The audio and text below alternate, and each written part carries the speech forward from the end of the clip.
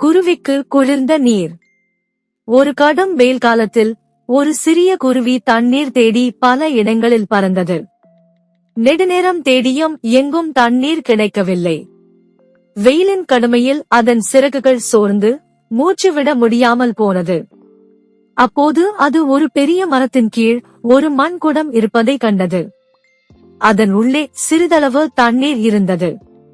குருவி மகிழ்ச்சியுடன் குடத்தின் வாயிலே தண்ணீர் குடிக்க முயன்றது.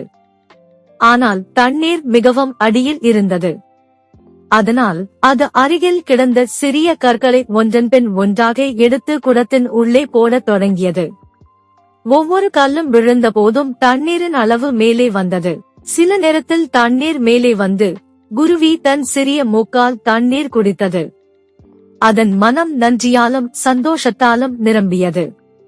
தன்னுடைய நம்பிக்கையும் நன்றியுணர்வும் அதற்கு தண்ணீரை வழங்கியது. பொருள்: நன்றியுணர்வும் நல்ல எண்ணங்களும் நன்மையை உருவாக்கும். நெறி: நல்லது நெஞ்சில் வைத்தால் நல்லதே நடக்கும்.